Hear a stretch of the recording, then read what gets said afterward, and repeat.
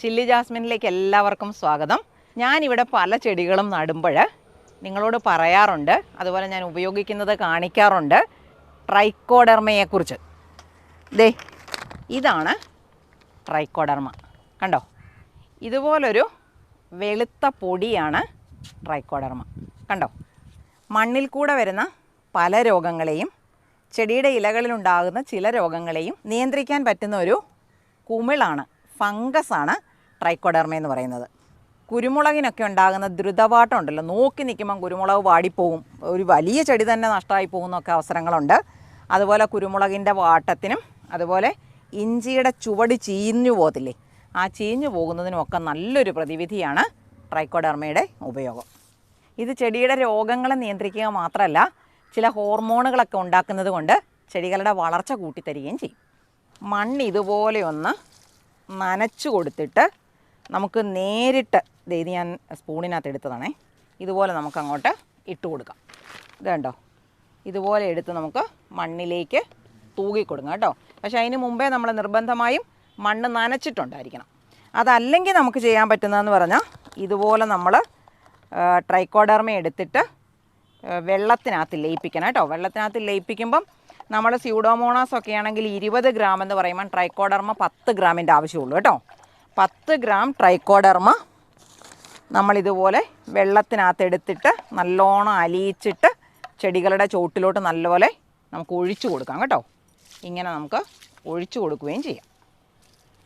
ഇതല്ലെങ്കിൽ നമുക്ക് ചെയ്യാൻ പറ്റുന്നതെന്ന് പറഞ്ഞാൽ, ട്രൈക്കോഡെർമ ചാണകപ്പൊടിയുമായിട്ടോ അല്ലെങ്കിൽ വേപ്പിൻ പിണ്ണാക്കുമായിട്ടോ, അല്ലെങ്കിൽ ചാണകപ്പൊടിയും വേപ്പിൻ പിണ്ണാക്കും കൂടി എടുത്തിട്ട് അതിനകത്ത് വേണമെങ്കിലും നമുക്ക് ട്രൈക്കോഡെർമയെ മിക്സ് ചെയ്തിട്ട് ചെടികളുടെ ചോട്ടിലും മണ്ണിലും ഒക്കെ നമുക്ക് നേരിട്ട് ഇട്ട് കൊടുക്കാനായിട്ടും പറ്റും.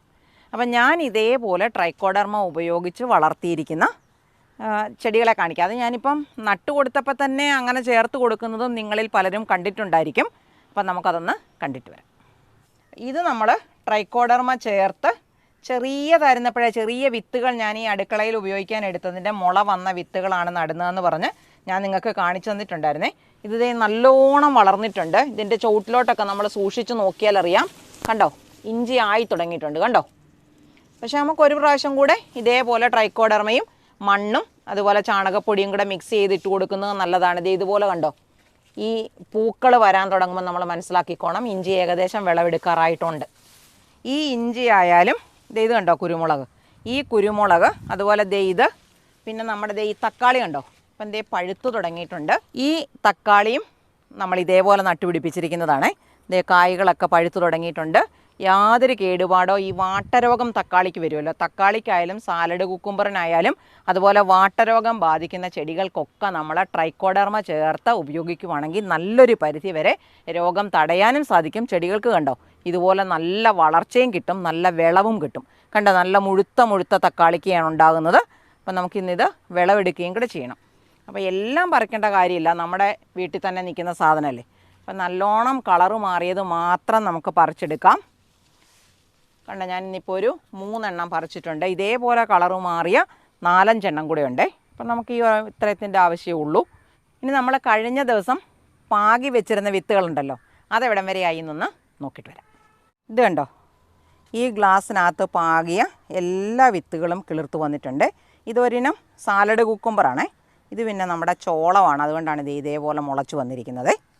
പാകി വെച്ചിരിക്കുന്ന ബീറ്റ്റൂട്ട് കണ്ടോ, പല സ്ഥലങ്ങളിലേതും കിളുത്ത് വന്നിട്ടുണ്ട്. എല്ലാം ഒന്നും കിളുത്തിട്ടില്ല, കുറേ അധികം കിളുത്തിട്ടുണ്ട്. അപ്പം നമ്മളിതിവിടെ കൊടുക്കുന്ന വിത്തുകൾ തന്നെയാണ് ഞാൻ നിങ്ങൾക്കും തരുന്നത്.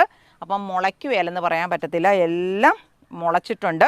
ഇത് ബീറ്റ്റൂട്ടാണേ. അതുപോലെ കാബേജ്, കോളിഫ്ലവർ, ലെറ്റ്യൂസ്, അങ്ങനെയുള്ള എല്ലാ സാധനങ്ങളും, സാലഡ് കുക്കുംബർ എല്ലാം തന്നെ വിത്തുകളുണ്ട്. വിത്തുകൾ ആവശ്യമുള്ളവർക്ക് നമ്മൾ തരുന്ന വാട്സാപ്പ് നമ്പറിൽ കൂടെ ഒന്ന് മെസ്സേജ് ചെയ്താൽ മതി, വിത്തുകൾ നിങ്ങളുടെ വീട്ടിലെത്തും. ഇന്ന് നമുക്ക് പാകാനുള്ള വിത്തുകളെന്ന് പറയുന്നത് ഞാൻ കാണിച്ചു തരാവേ.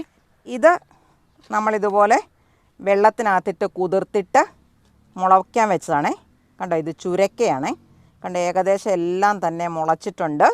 അപ്പോൾ ഇതാണ് നമുക്കിനി പാകാനായിട്ടുള്ളത്. അപ്പം ഞാൻ പാകുന്നത് കാണിക്കുന്നില്ല, കാരണം നമ്മളിവിടെ പാകി വെക്കുന്ന രീതി എങ്ങനെയാണെന്ന് ഇതൊക്കെ കണ്ടോ, ഇതേപോലെ നമ്മൾ പാകി വെച്ച് കിളിപ്പിക്കുന്നത് നിങ്ങൾ കണ്ടിട്ടുള്ളതാണേ. അപ്പോൾ ഇത് ചുരക്കയാണ്.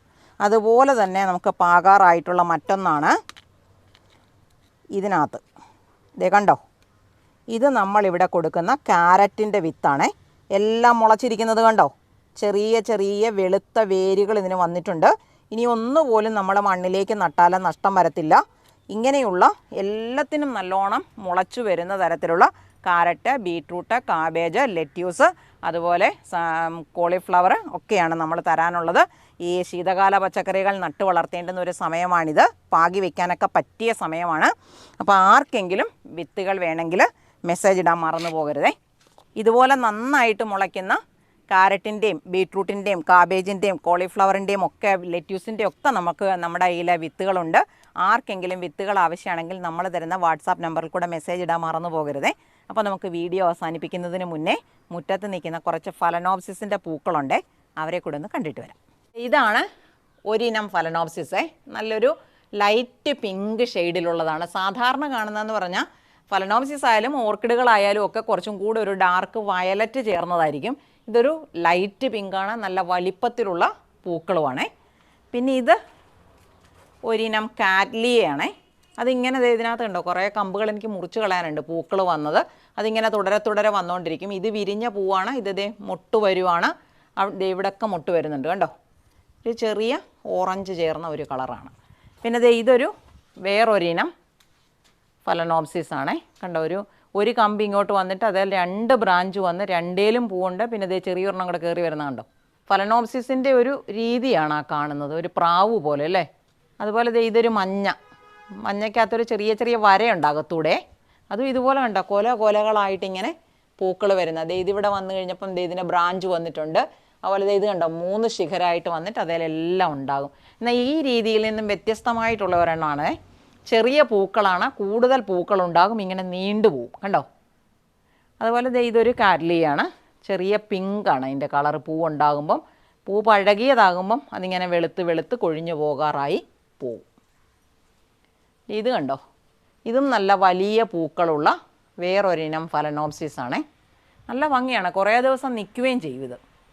ഇത് വേറൊരു ടൈപ്പാണേ. നമ്മളിപ്പം മഞ്ഞ കണ്ടതിനെ പോലെ അകത്തൂടെല്ലാം നിറയെ വരകളുള്ളതാണേ. ഇങ്ങോട്ട് അടുപ്പിച്ച് കാണിച്ച് കണ്ടോ. അതുപോലെ ഇതെന്ന് പറയുന്നത് വെള്ളയ്ക്കകത്ത് മഞ്ഞയാണേ കണ്ടോ. അതേപോലെ വെള്ളയ്ക്കകത്ത് പിങ്കുള്ളതാണ്. ഇത് കണ്ടോ, നല്ല വലിയ പൂക്കളാണ്. ഇതതുപോലെ തന്നെ പിങ്കിനകത്ത് വരകളാണ്, പക്ഷേ നമ്മൾ ഇതുവരെ കണ്ടതിൽ നിന്നും വ്യത്യസ്തമാണ്.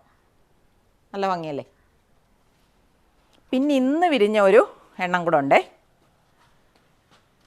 കണ്ടോ, നല്ല മഞ്ഞ നിറത്തിലാണ്. നല്ല മഞ്ഞ നിറമാണ് കാണുന്നത്. നല്ല ഭംഗിയുണ്ട്. പക്ഷേ ചെറിയ പൂവാണ്. ചെടിക്ക് ഇടയ്ക്ക് വളർച്ച കുറഞ്ഞു പോയിട്ടുണ്ടായിരുന്നു. അങ്ങനെ വന്നതുകൊണ്ടാണ് ഈ പൂ ചെറുതായിരിക്കുന്നത്. കുറച്ചും കൂടെ വലിയ പൂവുണ്ടാവും. ഇതിലുണ്ടാകുന്ന മൊട്ട്, ഇവിടെ ഒരു മൊട്ട് വന്നത് കൊഴിഞ്ഞു പോയിട്ടുണ്ടായിരുന്നു. പിന്നെ ഇവിടെ 1-2 എണ്ണം ഉണ്ടാവുമായിരിക്കും. ഇന്നത്തെ വീഡിയോ നമ്മളിവിടെ അവസാനിപ്പിക്കുവാണ്. ഇതേപോലെ മറ്റൊരു നല്ല വീഡിയോയുമായി നമുക്ക് അടുത്ത ദിവസം വീണ്ടും കാണാം.